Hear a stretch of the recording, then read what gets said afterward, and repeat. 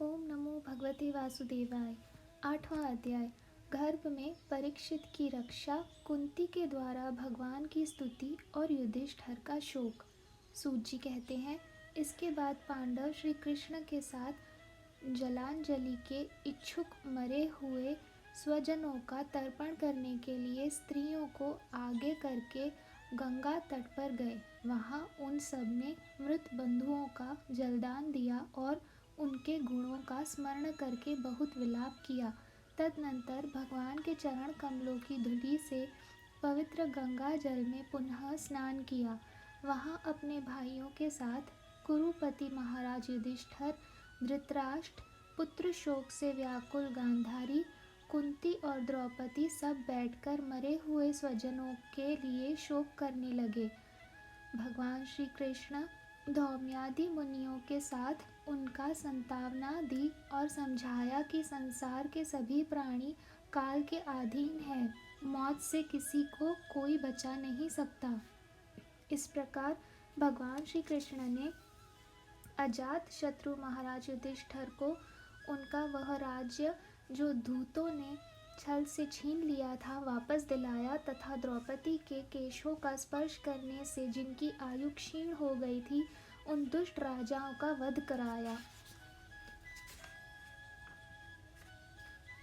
साथ ही युधिष्ठिर के द्वारा उत्तम सामग्रियों से तथा पुरोहितों से 3 अश्वमेध यज्ञ कराए। इस प्रकार युधिष्ठिर के पवित्र यश को 100 यज्ञ करने वाले इंद्र के यश की तरह सब और फैला दिया। इसके बाद भगवान श्री कृष्ण ने वहां से जाने का विचार किया। उन्होंने इसके लिए पांडवों से विदा ली और व्यास आदि ब्राह्मणों का सत्कार किया। उन लोगों ने भी भगवान का बड़ा ही सम्मान किया। तदनंतर सत्य की ओर उद्वेग के साथ द्वारका जाने के लिए वह रथ पर सवार हुए। उसी समय उन्होंने देखा कि उत्तरा भय से विह्वल होकर सामने से दौड़ी चली आ रही है। उत्तरा ने कहा, देवादिदेव जगदीश्वर, आप महायोगी हैं, आप मेरी रक्षा कीजिए। आपके अतिरिक्त इस लोक में मुझे अभय देने वाला कोई नहीं है, क्योंकि यहाँ सभी परअप्सर एक दूसरे की मृत्यु के निमित्त बन रहे हैं। प्रभु, आप सर्वशक्तिमान हैं। यह दहकते हुए लोह के बाण मेरी ओर दौड़ा आ रहा है।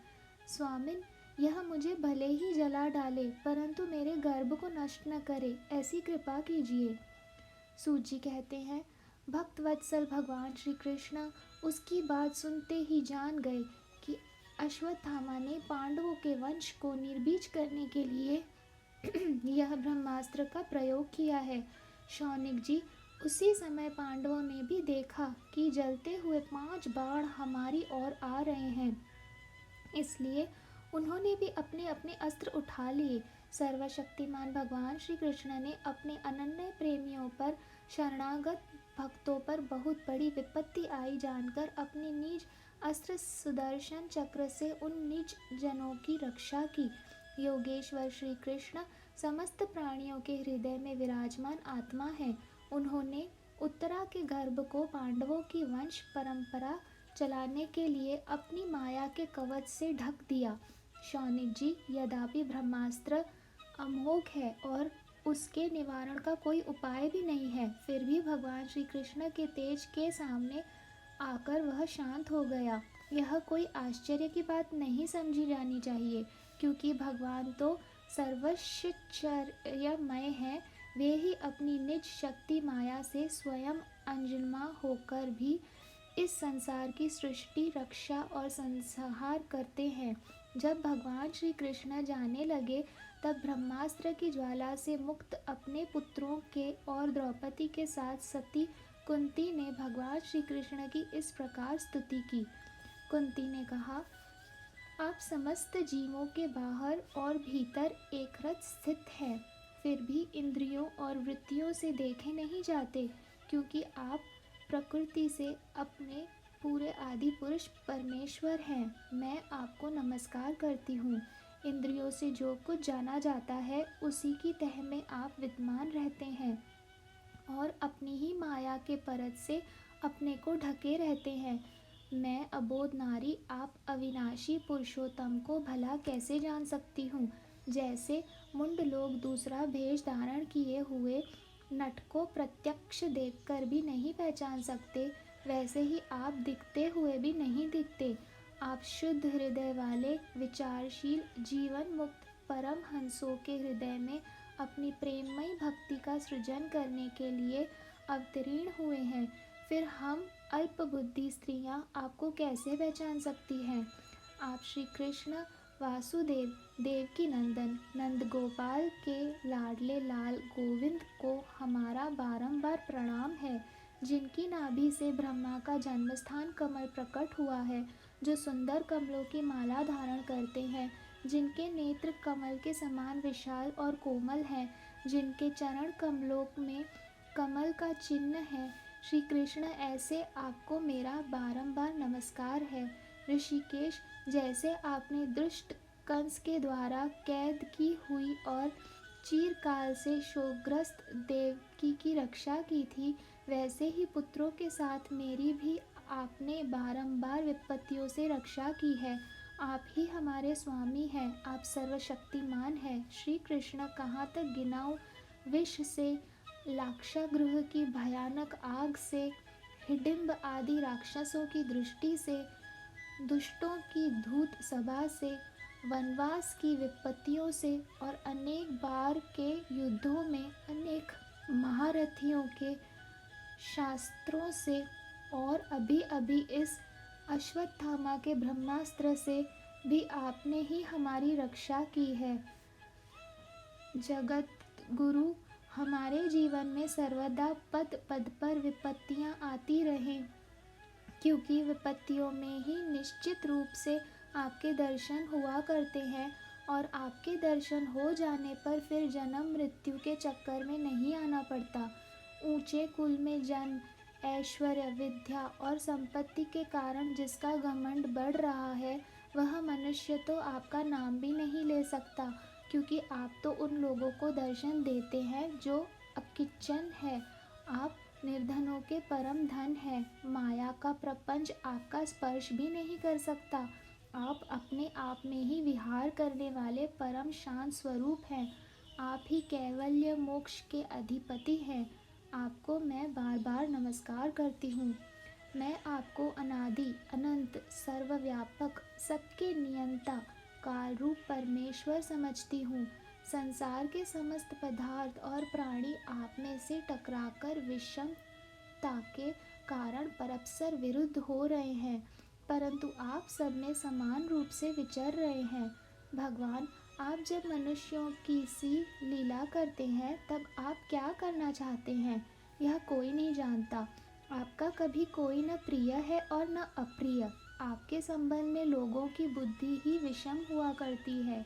आप विश्व के आत्मा हैं, विश्व रूप हैं। न आप जन्म लेते हैं और न कर्म ही करते हैं, फिर भी पशु पक्षी मनुष्य ऋषि जलचर आदि में आप जन्म लेते हैं और उन योनियों के अनुरूप दिव्य कर्म भी करते हैं। यह आपकी लीला ही तो है।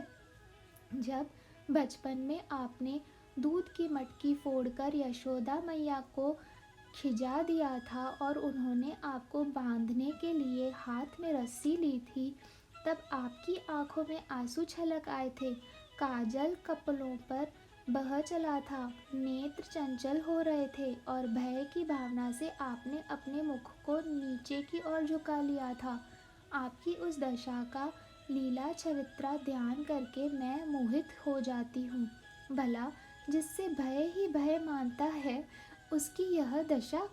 आपने अजन्मा होकर भी जन्म क्यों लिया है, इसका कारण बतलाते हुए कोई कोई महापुरुष यूँ कहते हैं कि जैसे मलयाचल की कीर्ति का विस्तार करने के लिए उसमें चंदन प्रकट होता है, वैसे ही अपने प्रिय भक्त पुण्य श्लोक राजा यदु की कीर्ति का विस्तार करने के लिए ही आपने उनके वंश में अवतार ग्रहण किया है। दूसरे लोग यूँ कहते हैं कि वसुदेव और देवकी ने पूर्व जन्म में सुतपा और पुरुषन के रूप में आपसे यही वरदान प्राप्त किया था, इसलिए आप अजन्मे होते हुए भी जगत के कल्याण और दैत्यों के नाश के लिए उनके पुत्र बने हैं। कुछ और लोग यूं कहते हैं कि यह पृथ्वी दैत्यों के अत्यंत भार से समुद्र में डूबते हुए जहाज की तरह डगमगा रही थी, पीड़ित हो रही थी। तब ब्रह्मा की प्रार्थना से उसके भार उतारने के लिए ही आप प्रकट हुए। कोई महापुरुष यूं कहते हैं कि जो लोग इस संसार में अज्ञान, कामना और कर्मों के बंधन में जकड़े हुए पीड़ित हो रहे हैं, उन लोगों के लिए श्रवण और स्मरण करने योग्य लीला करने के विचार से ही आपने अवतार ग्रहण किया है। भक्तजन बार बार आपके चरित्र का श्रवण, गान, कीर्तन एवं स्मरण करके आनंदित होते रहते हैं। वे ही अविलंब आपके उस चरण कमल का दर्शन कर पाते हैं जो जन्म मृत्यु के प्रवाह को सदा के लिए रोक देते हैं। भक्त वांछक कल्पत्रु प्रभु, क्या अब आप अपने आश्रित और संबंधी हम लोगों को छोड़कर जाना चाहते हैं? आप जानते हैं कि आपके चरण कमलों के अतिरिक्त हमें और किसी का सहारा नहीं है। पृथ्वी के राजाओं को तो हम यूं ही विरोधी हो गए हैं। जैसे जीव के बिना इंद्रियां शक्तिहीन हो जाती हैं, वैसे ही आपके दर्शन बिना यदुवंशियों के और हमारे पुत्र पांडवों के नाम तथा रूप का अस्तित्व ही क्या रह जाता है। गदाधर, आपके विलक्षण चरणा चिन्हों से चिन्हित यह कुरुजांगल देश की भूमि आज जैसी शोभायमान हो रही है, वैसे ही आपके चले जाने के बाद न रहेगी। आपकी दृष्टि के प्रभाव से ही यह देश पकी हुई फसल तथा लता वृक्षों से समृद्ध हो रहे हैं। ये वन, पर्वत, नदी और समुद्र भी आपकी दृष्टि से ही वृद्धि को प्राप्त हो रहे हैं। आप विश्व के स्वामी हैं, विश्व की आत्मा है और विश्व रूप हैं। यदुवंशियों और पांडवों में मेरी बड़ी ममता हो गई है। आप कृपा करके स्वजनों के साथ जोड़े हुए इस स्नेह की दृढ़ फांसी को काट दीजिए। श्री कृष्ण, जैसे गंगा की अखंड धारा समुद्र में गिरती रहती है, वैसे ही मेरी बुद्धि किसी दूसरी ओर न जाकर आपसे ही निरंतर प्रेम करती है। श्री कृष्ण, अर्जुन के प्यारे सखा, यदुवंशी शिरोमणि, आप पृथ्वी के भार रूप राजवेशधारी दैत्यों को जलाने के लिए अग्नि स्वरूप हैं। आपकी शक्ति अनंत है। गोविंद, आपका यह अवतार गौ, ब्राह्मण और देवताओं का दुख मिटाने के लिए ही है। योगेश्वर, चराचर के गुरु भगवान, मैं आपको नमस्कार करती हूँ। सूची कहते हैं, इस प्रकार कुंती ने बड़े मधुर शब्दों में भगवान की अधिकांश लीलाओं का वर्णन किया। यह सब सुनकर भगवान श्री कृष्ण अपने माया से उसे मोहित करते हुए से मंद मंद मुस्कुराने लगे। उन्होंने कुंती से कह दिया, अच्छा ठीक है, और रथ के स्थान से वह हस्तिनापुर लौट आए। वहाँ कुंती और सुभद्रा आदि देवियों से विदा लेकर जब वे जाने लगे, तब राजा युधिष्ठिर ने बड़े प्रेम से उन्हें रोक लिया। राजा युधिष्ठिर को अपने भाई बंधुओं को मारे जाने का बड़ा शोक हो रहा था। भगवान की लीला का मर्म जानने वाले व्यास आदि महर्षियों ने और स्वयं अद्भुत चरित्र करने वाले भगवान श्री कृष्ण ने भी अनेकों इतिहास कहकर उन्हें समझाने की बहुत चेष्टा की, परंतु उन्हें संतावना न मिली, उनका शोक न मिटा। शौनक आदि ऋषियों, धर्मपुत्र राजा युधिष्ठिर को अपने स्वजनों के वध से बड़ी चिंता हुई। वे अविवेक युक्त चित्त से स्नेह और मोह के वश में होकर कहने लगे, भला मुझ धर्मात्मा के हृदय में बुद्ध मूल हुए इस अज्ञान को तो देखो। मैंने सियार, कुत्तों के आहार इस अनात्मा शरीर के लिए अनेक अक्षौहिणी सेना से नाश कर डाला। मैंने बालक, ब्राह्मण, संबंधी, मित्र, चाचा, ताऊ, भाई, बंधु और गुरुजनों से द्रोह किया है। करोड़ों बरसों में भी नरक से मेरा छुटकारा नहीं हो सकता। यद्यपि शास्त्र का वचन है कि राजा यदि प्रजा का पालन करने के लिए धर्म युद्ध में शत्रुओं को मारे तो उसे पाप नहीं लगता, फिर भी इससे मुझे संतोष नहीं होता। स्त्रियों के पति और भाई बंधुओं के मारने से उनका मेरे द्वारा यहाँ जो अपराध हुआ है उसको मैं गृहस्थोचित यज्ञादिकों के द्वारा मार्जन करने में समर्थ नहीं हूँ। जैसे कीचड़ से गंदला जल स्वच्छ नहीं किया जा सकता, मदिरा से मदिरा की अपवित्रता नहीं मिटाई जा सकती, वैसे ही बहुत से हिंसा बहुल यज्ञों के द्वारा एक भी प्राणी की हत्या का प्रायश्चित नहीं किया जा सकता।